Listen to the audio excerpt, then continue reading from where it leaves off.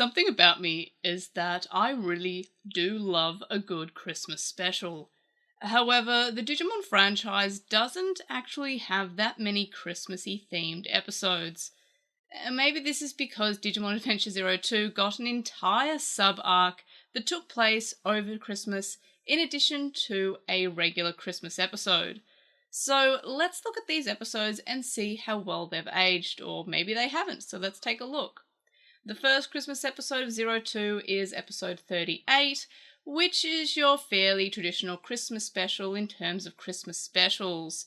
We get to see the 02 kids celebrate Christmas Eve, with the new kids having a party where they finally get to see Ken smile, which is probably my highlight of the Christmas specials, if I'm being completely honest. And then we also have the Adventure Chosen, so the Adventure Chosen minus TK and Kari, who are counted the 02 kids. They choose to go to one of Yamato's gigs. Sora has a present for Matt and feels guilty since Tai asks if she's free after the concert to hang out, and Sora declines because she wants to be free to hang out with Matt. Tai handles it fairly well, and it's kind of like this sweet moment where we don't have much romance in Digimon, but this would kind of count as one of those romantic moments, and Tai handles it fairly maturely. He's just like, oh, okay, that's fair enough. He's kind of a good guy about it. He's not jealous or aggressive, or he doesn't try to make Sora feel guilty for her choice at all. He just kind of handles it like, oh, okay, that's fair enough. And this is because Christmas Eve in Japan is kind of treated more as a romantic day where you hang out with your partner or significant other and you go on a date. So that's the sort of significance there in this episode. And Tai gets rejected by Sora because she's wanting to see if Matt's available, and she has a gift for Matt, which is some special Christmas biscuits that she's made. Then, of course, after Tai handles it so well, Sora promises that she will make Tai some special biscuits as well, which is kind of like this sweet moment. And then, of course, we get our obligatory Digimon battle, because it's a Digimon episode after all, and we still need to have a Digimon battle in this episode. And otherwise, it's a fairly almost slice of life-ish episode. The characters are just kind of hanging out. And then, at least in the English dub version, which is the version that I rewatched, we have Kari kind of wrap the episode up with a "'Twas the Night Before Christmas" kind of poem, where we get to see all of the kids enjoy Christmas with their parents or their families and their partner Digimon. So it's kind of like this sweet, typical Christmassy episode. And then, of course, an episode later, or 2 episodes later rather, we have still taking place over Christmas Day, but not as Christmas in theme. We have the Digimon World Tour arc of episode 40 through to 42, and this all takes place on Christmas Day 2002. We have the children defy physics with Imperial Digimon Dragon Mode to help out the International Chosen in the Digimon World 3-parter arc. This mini arc gets a weirdly large amount of flack, but I absolutely adore this arc as a child, and honestly, when I rewatched it, I still enjoyed it as an adult. I always am a fan of seeing the other chosen children across the world, and it was great to see the 02 kids partnered up with the Adventure kids, as well as these different and new international chosen children. Splitting up the cast is kind of a good option since we see interactions that we might not normally see, and I really do appreciate that. I like how we get to see these interactions. The Adventure kids, of course, do pop up throughout 02, but it's nice to see them participate in more of a meaningful way in this mini-arc. However, this is something that always amazes me, that the characters travel by boat within like a few minutes from Sydney Harbour in Sydney, which is in New South Wales, to the Great Barrier Reef in Queensland, and that's about 2,000 kilometres. So I always find that a little bit funny that they are within a split second going from one part of Australia to like the other part 2,000 kilometres away.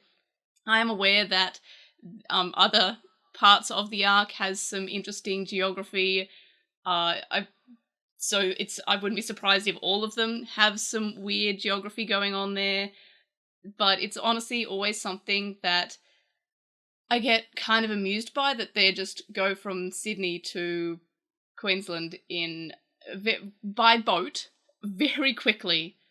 So that's always something that's a little bit funny, as someone who is Australian and who has basic knowledge of Australia. That's always something that was funny to me, but I do appreciate that we actually got to see Australia in Digimon. I've always appreciated that, even though the Japanese version has the Genii of Australia is called Eucalyptus, and the chosen child of Australia is called Dingo, and that's always kind of funny to me. And I always found that funny, like Eucalyptus and Dingo. Aussie as names, mate. Like, that's always been just funny to me. But in general, I do like the World Tour arc. I feel like there's a weird amount of, like, negativity towards the World Tour arc of 02. I don't know why, because I always really liked it. Again, it's also nice to see all these different chosen children around the world popping up, because that's something that just sort of happened, and we get more of that in the beginning as well, which is the beginning as in the 02 movie, not as in the beginning of the series. Which, yes, very confusing. The beginning comes after the last evolution. Anyway, that's a topic for another video, I guess. But in any case, I love the World Tour arc. I love how it still has a little bit of a Christmassy theme. We have the characters still celebrate Christmas in some way. We have them seeing Christmas decorations, which is my personal favourite bit about Christmas. And then, of course, we get to meet all these chosen children and their Digimon.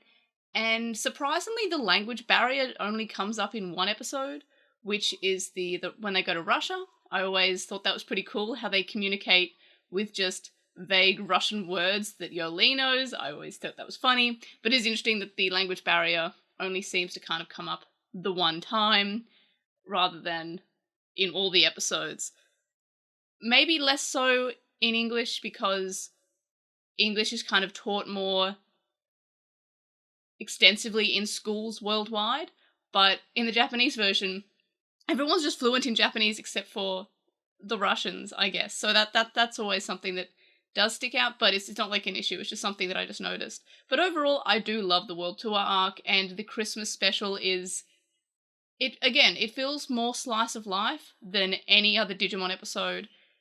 The fact that the Digimon battle kind of just seems forced in makes me think that they were just writing a normal Christmas special, like, we should probably still have a battle, because it feels so ham-fisted into the end of just like, oh, right, it's Digimon, we have to have our obligatory battle now.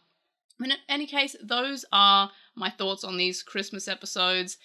I am now realizing that wearing this hat is not such fun when